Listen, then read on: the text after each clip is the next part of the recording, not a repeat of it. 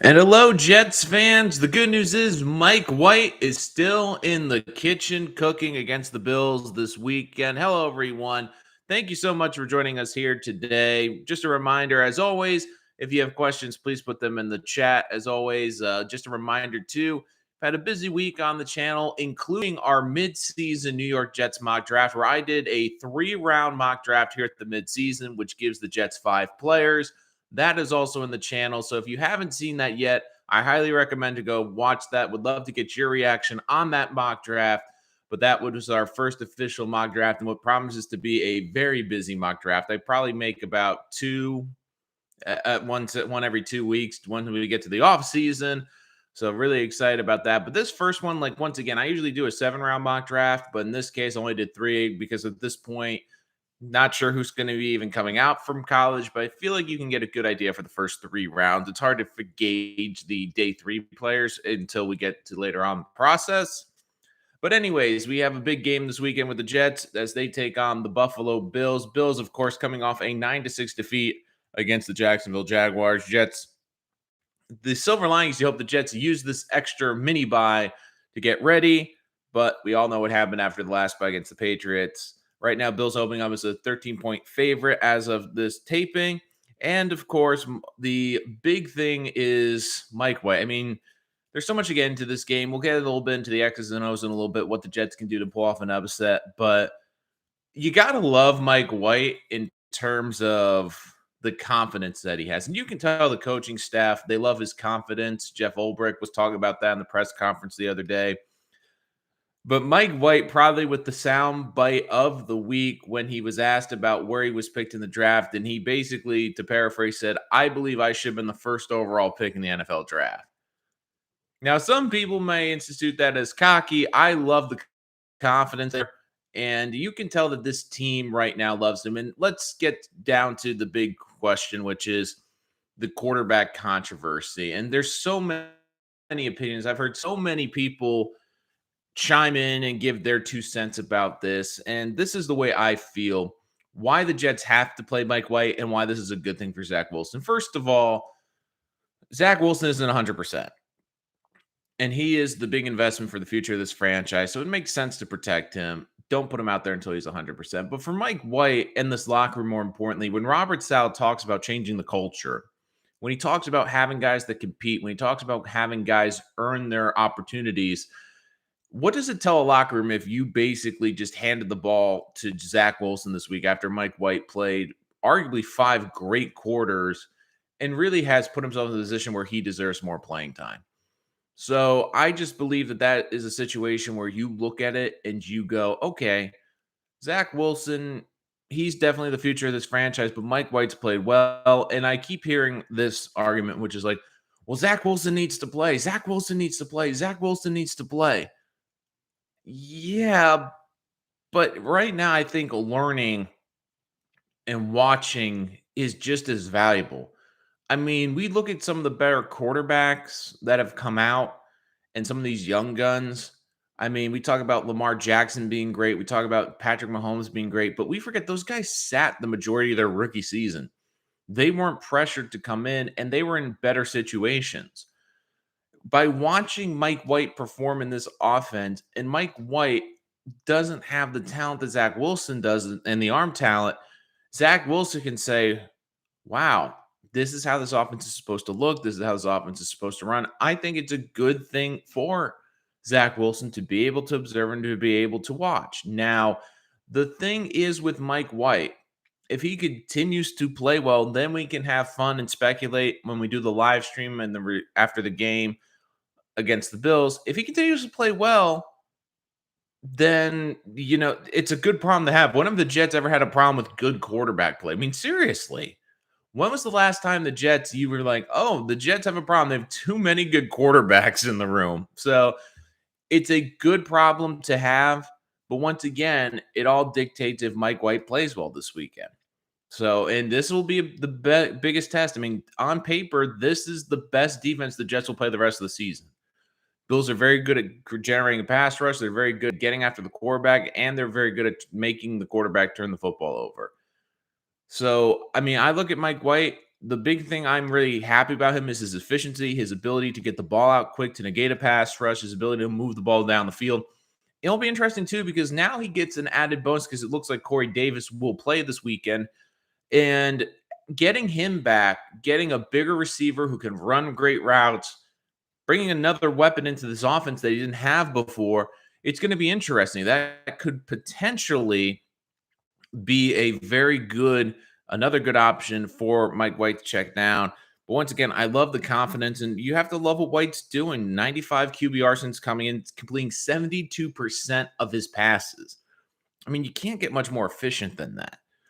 So, but you even saw like this team, you can tell how much they love him, how much he works. And one interesting fact that I really love that was came out this week, which was saying that basically the team loves Mike White because he's made an effort to be really friendly and also get along with the guys. Now, that doesn't sound like a lot, but it really does mean something. And he said he took that from Dak Prescott when he was in Dallas.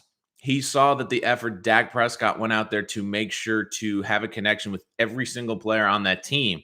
And and you have to give Mike White credit. He's done that. He's done a very good job of getting people to believe in him and getting people to fight for him. But let's look at this game. Just looking at the chat a little bit. I think you have to start Mike White. That was the obvious choice. Yeah, he was good in Indianapolis, 7 of 11, 95 yards. I mean, Indianapolis isn't a slouch defense. I think this will ultimately push Zach and he becomes a Stun Weiss trade for first, and we play against him next year.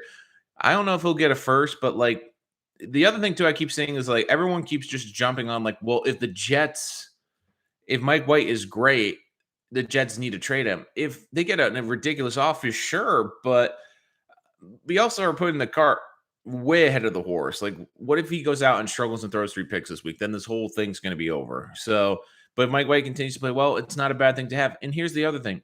If he is a good player, why would the Jets just get rid of him? Think across the league of how many teams have had to play their backup quarterback this year and how valuable a backup quarterback is now with 17 games.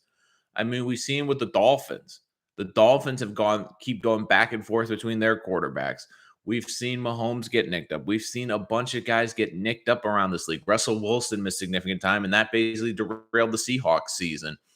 So you need a good backup, and I do think that if you have one in Mike White, that's a good thing to have.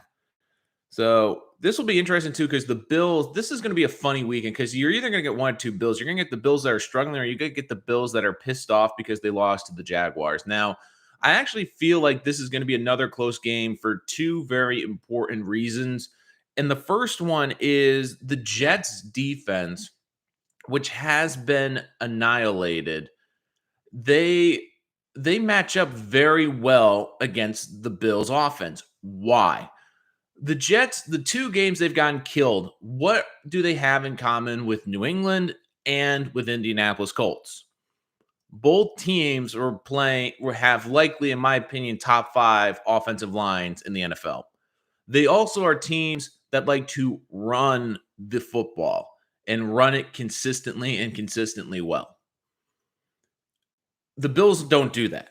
The Bills do not rush the football well. The Bills, for example, last week had 72 rushing yards. 50 of them came from Josh Allen. I believe that the Bills have the same problem that the Kansas City Chiefs have, which is they've put so much on their quarterback's plate. And they've put so much on that quarterback to make the big plays. And that if they don't make the big plays, the offense isn't going to function. So the one thing the Jets, and I know this isn't going to sound like it because of what happened last game, the Jets defense, one thing that they do well is they give up yardage, but they don't give up necessarily the big play. Now, last week, the big plays were in the running game. They weren't vertical passing games. So for the Bills who like to take shots down the field, push the ball down the field, the Jets are going to be a team that they're not going to get beat deep. You have to move the ball efficiently against this team. And really the Bills, they're like the Chiefs. They haven't been able to be consistent in that regard. They don't have a consistent running game. They can't sustain long drives. Like we need the big play. And if they don't get the big play, they struggle. And for the Jets, their defensive line, they need to not only pass rush, but contain Josh Allen. If they can keep Josh Allen in the pocket, we saw it with Jacksonville. And people are saying, "Oh, Jacksonville's defense looked great." I'm saying the Jets' defense, in my opinion, is I know they've been bad, but they have a better defensive line than the Jacksonville Jaguars, and the Jaguars dominated that game against the Bills. So you wonder if the Bills finally figure it out. But ultimately, I do think that you look at the next couple weeks for the Jets, their defense almost gets a break because they struggle against good offensive lines and good running games. The next few games, they don't play teams that have good running games or consistent running games and good offensive lines. So I do think that is a good matchup. And you heard CJ Mosley talk about in the press conference yesterday that Josh Allen, like you can create turnovers. He runs with the ball high, and that defense, they've already been taking notes about how to force fumbles. And for this Jet defense, they really need to force turnovers. When you're not a great defense, you need to be able to force turnovers. And we saw on that one drive in Indianapolis where they had like 2 fumbles that they forced but couldn't grab them. I do think that they're going to look to try to force the turnovers because they're not going to get the turnovers in the passing game in terms of the interceptions. So if they can get them on the ground through fumbles, I do think that's going to be very important. I mean, CJ Mosley was talking about that in his film study, but once again, this is going to come down to can they make enough plays? Can Mike White not turn the football over, which he's done pretty well in his few starts? And can they move? Because if this Jet team can move efficiently and keep that Bills team on the field and get that Bills offense off the field quickly, they can really control the game. And the other big thing, too, is this game's at MetLife. Outside of the Patriot game, which was Zach Wilson's first ever home start, the Jets are a better home team. And you look at the NFL, that makes sense. They have the team with the most rookies and the most rookie snaps in the NFL. And it's easier to play at home when you have the crowd behind you, when you're not dealing with the road crowd noise. The Jets have been a different team at home. I mean, that's where their 2 wins have come this year. They've struggled on the road, which is where young teams tend to struggle. So getting to the chat, Zach seems a little shy still, a culture shock he's experienced, but I think Zach is learning to how to be there. I've seen him out with Q and another player. Yeah, I once again, Zach Wilson, this is a big adjustment. And for everyone that's just been killing him, I mean, everyone like is saying, oh my God, Justin Fields played amazing on Monday night. That was his first great game. I mean, these rookies have had ups and downs. I mean, Trevor Lawrence even. Jacksonville won that game, but they scored 9 points. They scored 9 points. Do you think the Bills are frauds? I think if the Bills are right and the Bills are playing up to their potential, they are one of the better teams in the AFC. But the AFC this year is just so crazy. I mean, it's just like there's no team that I really look at and say that they're the number one team, and there's no team I'm going, okay, they're the clear favorites. Now, to me, the Bills, like I said, they're like the Chiefs. I think if they're right, they have the talent to beat anyone. But the problem is their offense right now is broken. Now, the thing you don't want to happen is their offense to get right against the Jets because they're looking at this as a get right game, especially after Jacksonville. But if this Jets defensive line can keep Allen in the pocket and can control this line of scrimmage, which I think they can because when you've seen them when they've gone against mid-range to low offensive lines, they've done great. When they've gone against 2 really good ones in New England and in Indianapolis, they have struggled. But for this Bill team, once again, I think they become slaves to what the Chiefs have had, which is it doesn't matter what we draw up. Our quarterback is so talented, they're going to get out of it.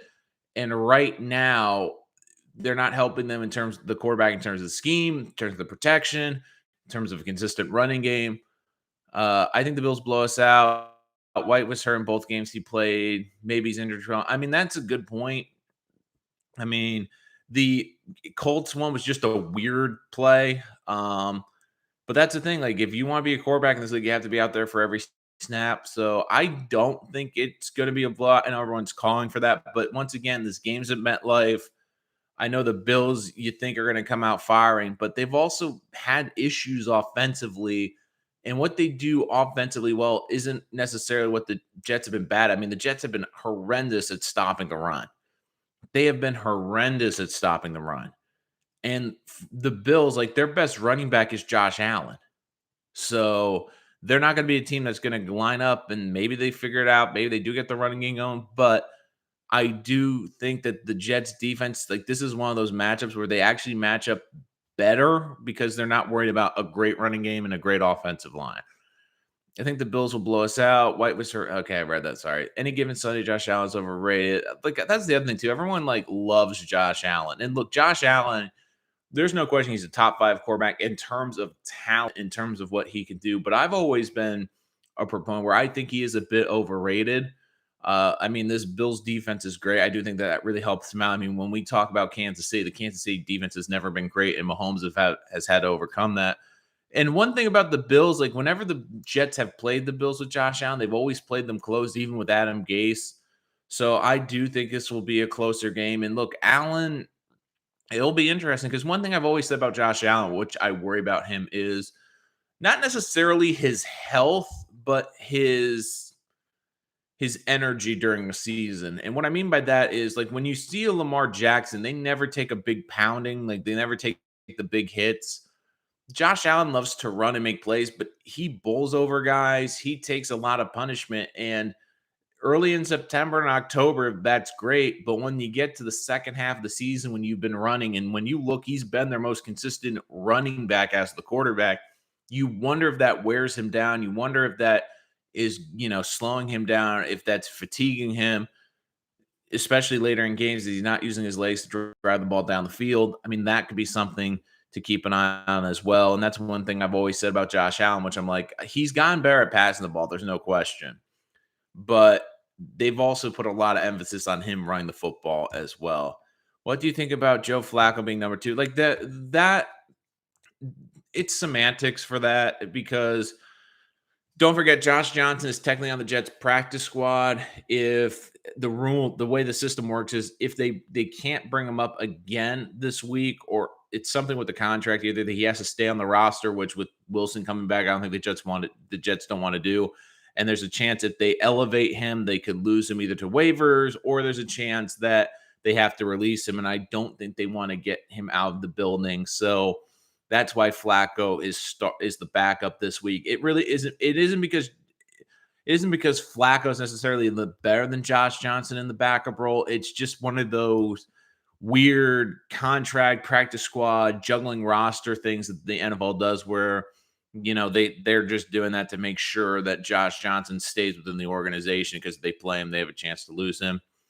This is around, but what do you think about Cam and Darnold in Carolina? I think they go after Watson this offseason. Well, Snoopy, if you watch, there's an episode. I won't go into that much detail, but if you go through the channel, I actually had a video earlier this week about why the Jets have won the Sam Darnold trade already.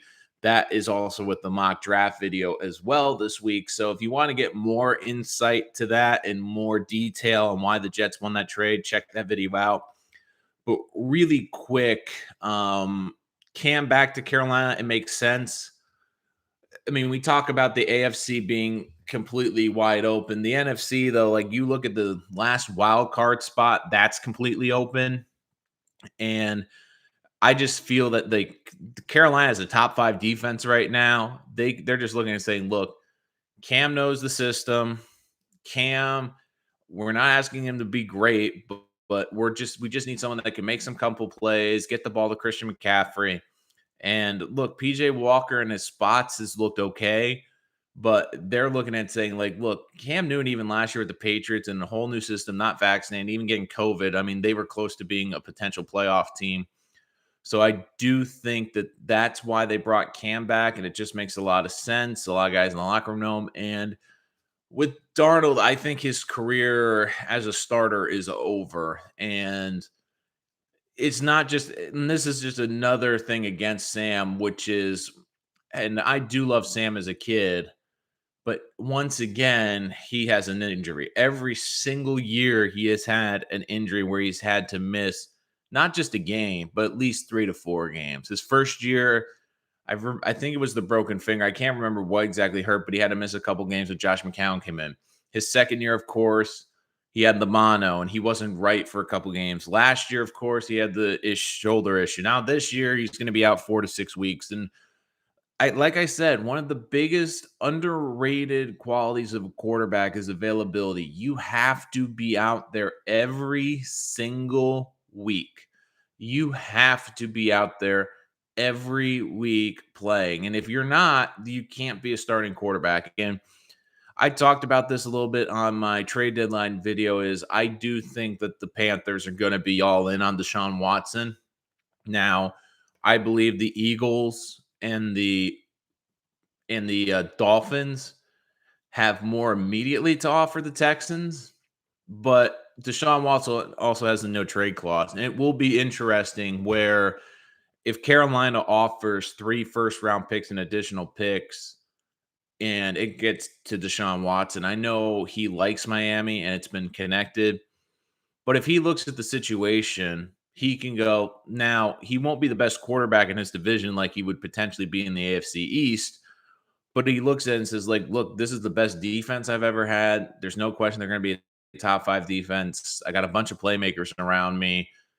And for Carolina, I think that they realize that where they're going to be picking from now on, they're not, unless it's an offensive lineman, they're not going to be getting a huge impact player at that point in the draft. So for them, their draft picks values for the organization goes down. So I think you're going to see them really go hard after Deshaun Watson. Darwin Carroz's star is over. He's finished. I agree. And I think he has potential to be a talented backup.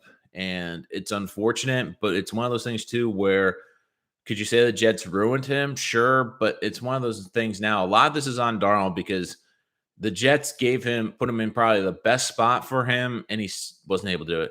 Allen is definitely not overrated, and Mahomes has been god-awful this year. Well, Allen's been up and down too. I mean, when we talk about this Bills team, uh, if I was to tell you Mahomes was playing like this year, you would be saying, oh, well, then the Bills would by far and away be the best team in the AFC, and they're not. I mean, right now they're tied with the Patriots for record. If I was to tell you that before the season, you would have thought I was crazy. And look, Josh Allen is if you were listening, I said in terms of talent, he's a top 5 quarterback in this league. The thing I don't love about Allen is his inconsistency. And what the Bills have done is like Kansas City, they have put a ton on his plate, which is they have put a lot on his plate and basically said, like, you have to manufacture a big play every drive and you have to make big plays. And the other thing is, in some ways, Allen's lucky. If Mahomes wasn't struggling the way he is, and if his family wasn't as crazy on social media as they are, Josh Allen would be getting a lot more of the criticism. I mean, the good thing for Josh Allen is the whole Patrick Mahomes thing because Allen's been good this year. I'm not taking anything away from him. He has been better than Mahomes. I get that. But he also has the number 1 defense in the NFL right now.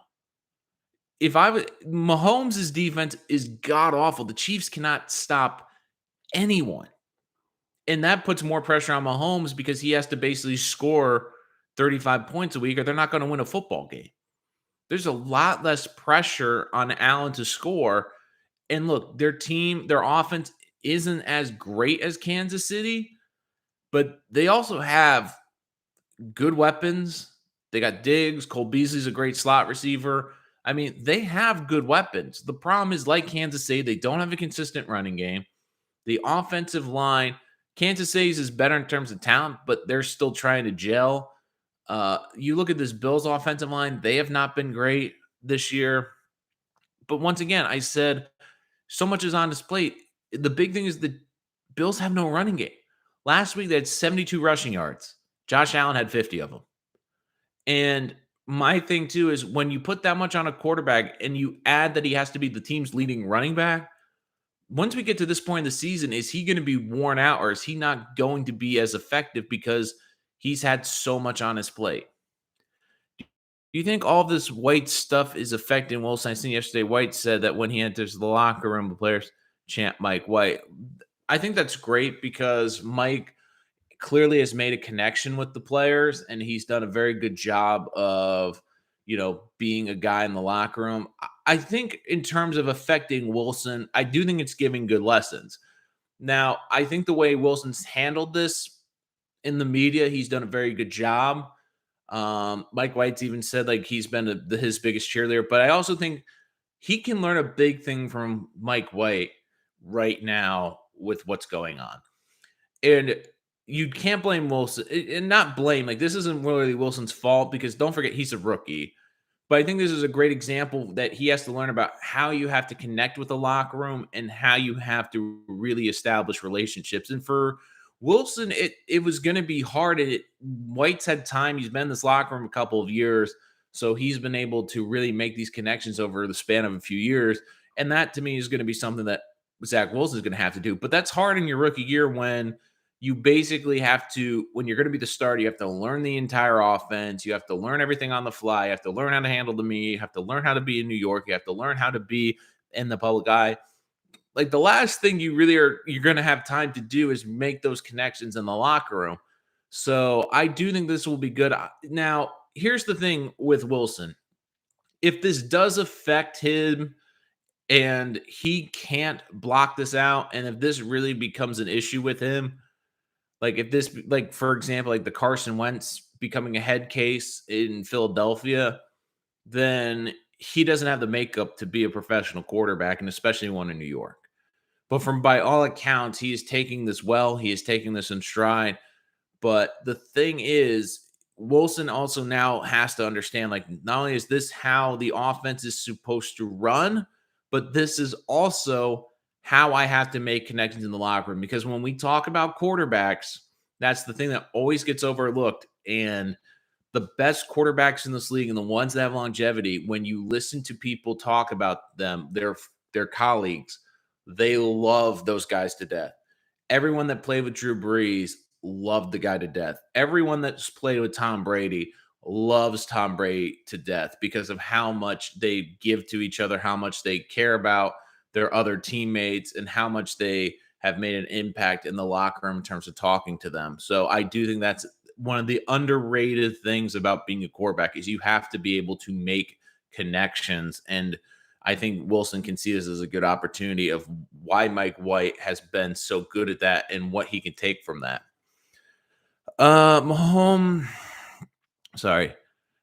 Mahomes also refused to check down since teams have started running cover two against their offense has been limited. Yeah, like it's like what they're doing to the Bills. They're limiting the big play and saying, look, beat us with the long 12 to 13 play drive, be more efficient. I think it's fair to say Mahomes was the overrated one, and Josh on offense has to be both running back and player doing more.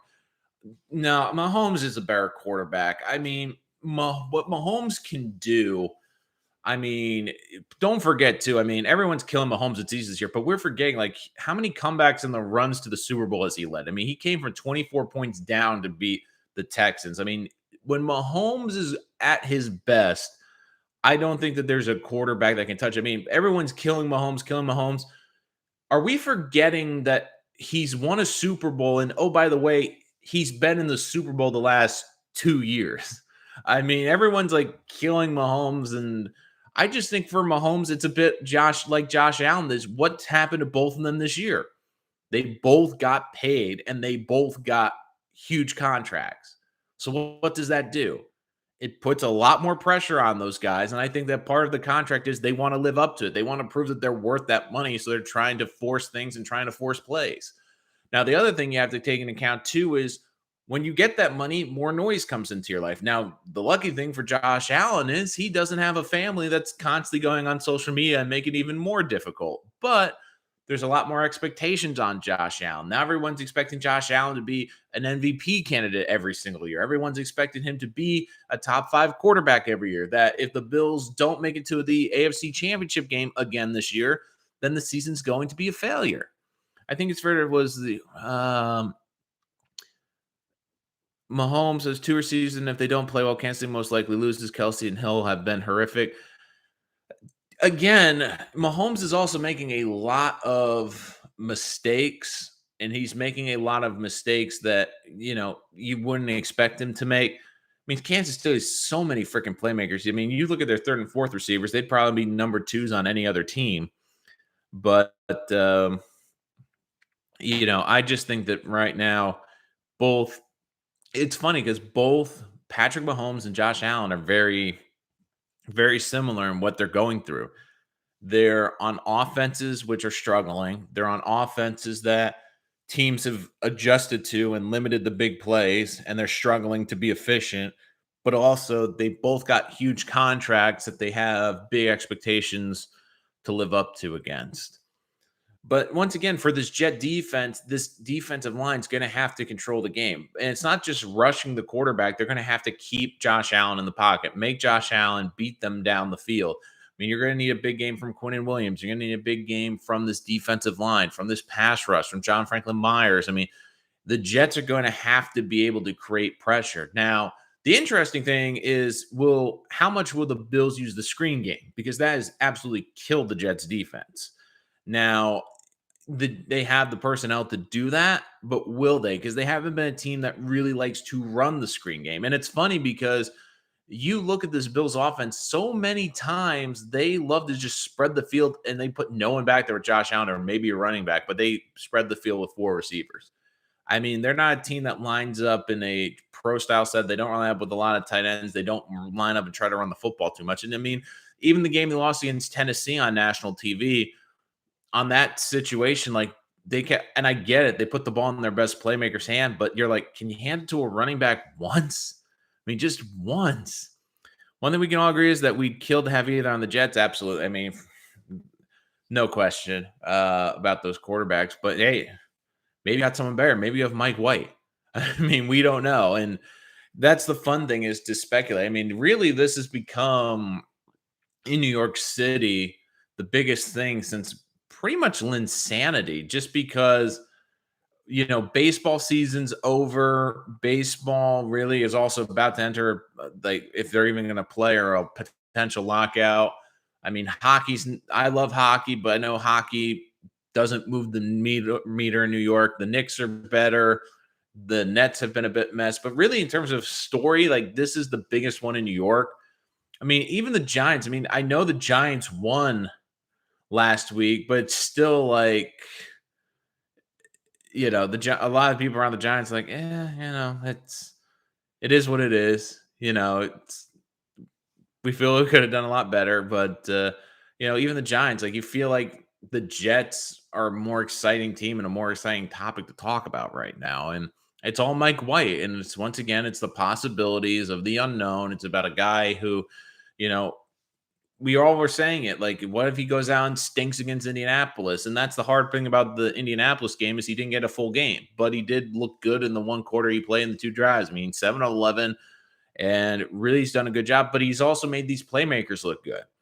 I mean, I've been banging the desk for Elijah Moore, saying how great Elijah Moore is, but he hasn't been great this season until Mike White stepped in, because Mike White gets him the ball in space, and you see what happens. Elijah Moore, 2 touchdowns. Granted, one was from Josh Johnson, but you look at Elijah Moore, like, okay, this kid can play. So maybe we find diamond in a rough with Mike White. Right. And even coming out, like, I remember when White came out in the draft, there's a lot of things you liked about him as a quarterback. There was the reason why he fell in the draft. Once again, not a big school. And the other big thing with White is he's one of those players where I think, fell because he's not a great athlete. He's good enough, but he's not like someone that wows you in terms of his footwork. He did struggle with his footwork in college and mechanically, but he's, had time to clean that up. But he was one of those guys where you looked at his tape and you looked at his draft profile, and he's one of those guys, like, there really wasn't any shortcomings to this game, but there wasn't anything that really wowed you. When you take a guy in the first 2 rounds, you're looking for wow, like either the accuracy, the arm strength, the mobility, the ability to run. And look, when you look at Mike White, when you went through a lot of those boxes, you're like, okay, there's a lot of B pluses. There's not a lot of A's. There's not a lot of A minuses. The A minus would be leadership and being able to, command an offense. But outside that, in terms of the physical tools, in terms of what he can do, a lot of it was like, okay, he does this well enough. And that can work in the NFL. And plus, one of the things with White, which is why I think he's having more success now than Zach Wilson, is Zach Wilson has a lot more talent. It is clear he's a more talented quarterback than Mike White. But what does that mean? Mike White understands his limitations and he understands what he does well, and he plays to those strengths. Zach Wilson is still learning, but Zach Wilson also has an arm where he can flick his wrist and throw the ball 50 yards. Mike White can't do that. And because of that, Wilson is willing to take more risks. Wilson is someone that's still learning what his limitations are. Wilson is someone that basically can just make it up and make up for mistakes because of his arm. Mike White understands I don't have that arm. I have to play within this offense. I have to play within the system to be effective. And that is what he has done. And sometimes you see this with quarterbacks. You can have a less talented quarterback that's more effective because they play better within the system of the offense and they understand that they have to be more efficient. When you get more talented quarterbacks, I mean, that's one of the examples why Josh Allen and Mahomes are struggling is I think that one of the big things for them is they're so uber talented that they know that they can overcome any defense. They know that they can put the ball anywhere. They know that they can outrun pretty much any defensive end. But then you start getting in trouble when the system breaks down and when you're not as on your game, it's harder to get into a rhythm, especially when you're that talented and you're trying to go over the place and try to go 1,000 miles an hour. We also could have drafted our diamond at number 2 over. Let's not forget. Yeah, like people like that's the thing. Like people keep forgetting, oh, Zach Wilson, Zach Wilson, Zach Wilson. If Zach Wilson comes out of this experience and is throwing near 300 yards a week and 2 touchdowns, I mean, people are going to forget about this whole Mike White thing. And look, was bad this year. This offense looked bad under Wilson. I get that. But once again, he's also a rookie quarterback. And when I'm watching a rookie, I still am looking for, okay, there's some wow there. I mean, you saw with Justin Fields against the Steelers. There were some wow throws and some wow moments. You've gotten some of those with Zach already. The big thing is consistency, week in, week out, and being efficient. I mean, outside of Mac Jones, what rookie quarterback is really having significant success this year? I mean, we all talk about Trey Lance, but he can't beat out injury prone Jimmy Garoppolo. We talk about Trevor Lawrence, and Lawrence hasn't looked great in Jacksonville. I know Jacksonville's won last week, but they scored 9 points. I mean, Fields balled out on national television, but the couple games before, I mean, we're talking about that was like 2 games removed from him throwing 3 interceptions and having like a 40% completion percentage. So, like, you need time to develop. And once again, we're not talking about like we're all looking at, and I'm positive. I think this game's going to be within a touchdown. I think Mike White's going to be efficient. I don't think he's going to turn the football over. And I think this defense is going to surprise people, especially because they responded after getting embarrassed by the Patriots, and they've been a unit that's been getting killed for the last month, and rightfully so. But the thing is, like, if Mike White goes out there and throws 3 picks against the Bills, it's one of those things like, okay, Zach's going to come back. And it's one of those things too, like everyone's just killing Zach Wilson, but if he learns from this experience, I mean, the Jets are not going to the playoffs this year. Even if he sits more games than you would like, if this makes Wilson a better quarterback for the next 15 years because he learned and he got to watch the offense run and he learned, oh, I can be efficient in this offense and I don't have to do all the work. It's not all on me. I can just give it to my receivers and running backs to make plays. Then we're not going to go look back and say, oh my God, do you remember? I mean, the Jets had Mike White and he was good, but like, man, I wish Wilson had 2 or 3 more starts that year. If Wilson becomes a franchise quarterback, what the Jets believe, it doesn't matter. It does not matter what happens this season or how long he's on the bench if it works out. That is the big thing. And once again, I think that this is a good matchup for the Jets. Now, which Bills team do you get? Do you get a team that's pissed off because they lost to Jacksonville, or do you get the team that's still struggling? But once again, I think the defense matches up well. The big thing is, can this offensive line stop this Bills pass rush, and can the Jets be smart with the football? Because the Bills have been hit and miss with the pass rush, but they have a great secondary. And if you're Mike White, you're going against probably the best secondary you're going to be playing the rest of the season. I know the Dolphins are up there, but the Dolphins defense is outside of the Thursday night game against the Ravens have been a mess. But I I just think that this is going to be a close game. Plus, the Jets have played better at home. They've been a better home team. That's where they've gotten their 2 wins. They've struggled on the road. That's where they've struggled the most. So I do think that this will be a big advantage for them playing at home and being able to do that. Once again, guys, if you have any questions, put them in the chat. Just a reminder, this week we did our mid-season mock draft for the Jets. That's on the channel if you would like to check that out. I gave you my first 3-round mock draft for the Jets and who I have them picking in the 2022 NFL draft at this point. A lot of good stuff in there. Would love to get your opinions on that. If you did watch the video, would love your opinions in the chat as well. If you did see that yesterday, that again premiered, and you can check that out. And also, we did a video earlier this week about why the Jets have won the Sam Darnold trade. And a bit of a caveat on that, that was before Sam Darnold went on IR.